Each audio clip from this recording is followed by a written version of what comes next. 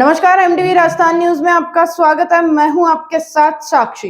खबर है टोंक से, जहां सचिन पायलट का गर्मजोशी से किया स्वागत। जी हां, कांग्रेस के सचिन पायलट पहुंचे टोंक। लोकसभा चुनाव की तैयारी को लेकर आयोजित कार्यकर्ता संवाद कार्यक्रम में शिरकत की। इस दौरान कांग्रेस प्रत्याशी हरीश मीणा भी मौजूद रहे। विधायक मुकेश बाकर भी रहे साथ। आप देख सकते हैं, टोंक वासियों ने सचिन पायलट का माला पहनाकर स्वागत किया। वहीं पदाधिकारी और कार्यकर्ताओं ने गर्मजोशी के साथ स्वागत किया।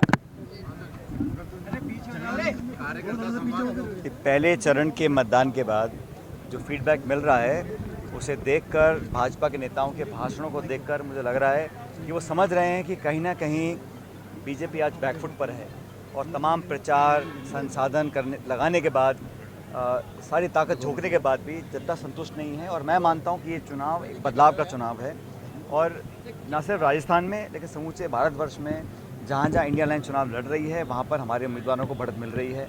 और जो नैरेटिव सेट हुआ है पिछले 2-3 दिन में वो बड़ा अचंभे वाला है और मुझे लगता है कि जिम्मेदार पदों पर बैठे लोगों को इस प्रकार की शब्दावली का, इस प्रकार की भाषा का उपयोग नहीं करना चाहिए, क्योंकि जो बातें बोल रहे हैं चुनाव में, हमें तो किसान की, नौजवान की, विकास की, उन्नति की, उद्योग की, निवेश की, एक बेहतर भारत बनाने की बात करनी चाहिए।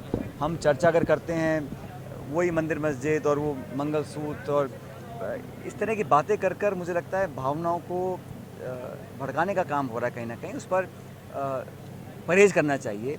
और मैं तो कह रहा हूँ 10 साल में जो सरकार ने किया है, अगर इतना अच्छा काम किया है कि आप आत्मविश्वास है आपके अंदर कि आप जीत कर आएंगे, तो उस पर चर्चा करनी चाहिए, उस पर संवाद होना चाहिए। जनता के बीच जाएँ तो 5 साल का रोड मैप आप प्रस्तुत करें कि आप आगे क्या करेंगे।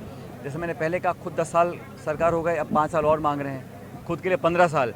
और नौजवान जो फ़ौज में जाना चाहते हैं उनको कहा तुम अग्निवीर बनो और 4 साल में रिटायर हो जाओगे। तो ये न्यायपूर्वक नहीं है। इसलिए चुनाव में जो कांग्रेस का पड़ रहा है हमेशा से पहले भारी था, अब और लगातार जनता का समर्थन मिल रहा है। और हरीश मीणा जी हमारे उम्मीदवार हैं यहाँ से। कल आदरणीय प्रधानमंत्री जी भी आए थे हमारे ज़िले में, बहुत सारी बातें बोलकर गए जो अपने आप में विवादित हो गई हैं। लेकिन जहाँ तक चुनाव की बात है, 26 तारीख को जब मतदान होगा उस चरण में कांग्रेस पार्टी का प्रदर्शन पहले से बहुत ज़्यादा बेहतर होगा। बीजेपी से ज़्यादा सीट हम जीतेंगे और टोंक माधवपुर से हरीश मीणा जी ऐतिहासिक बहुमत लेकर सांसद बनेंगे। कम मतदान हुआ है, उसको लेकर आप किस तरह देख रहे हैं? पहले चरण में कम मतदान हुआ, दूसरे चरण को किस तरह देख रहे हैं आप? देखिए, मैं तो चाहता हूँ मतदान ज़्यादा होना चाहिए। किसी भी लोकतंत्र में अगर मताधिकार का लोग इस्तेमाल नहीं करते हैं तो वो ठीक नहीं है। पर गर्मी भी है और मुझे लगता है लोग अब और जागरूक होंगे। लगातार जो अगले चरण आएंगे उसमें मतदान ज़्यादा होना चाहिए। लेकिन मैंने कहा ना, जैसे मुझे तो एहसास हो रहा है, मैं राज्य के कई ज़िलों में गया हूँ, राजस्थान में, पूरे देश के कई राज्यों में गया हूँ, हर जगह मुझे लोगों के में एक बदलाव की टीस दिख रही है।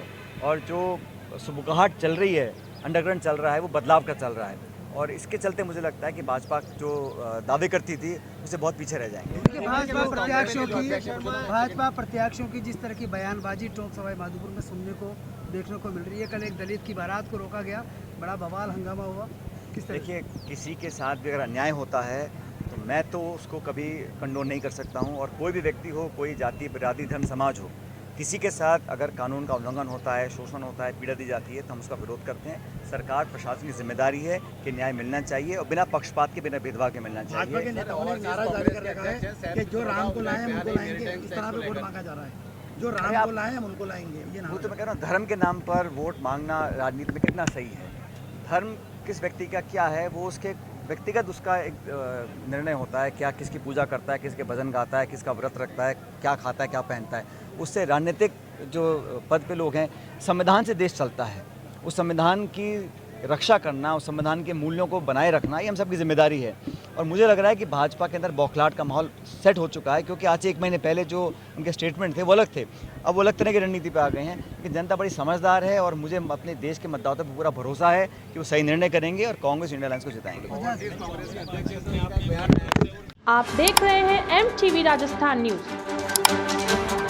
MTV राजस्थान न्यूज पर देश प्रदेश की सभी खबरों को देखने के लिए हमारे YouTube चैनल को लाइक एंड सब्सक्राइब करें और जानें लेटेस्ट अपडेट्स बस एक क्लिक पर।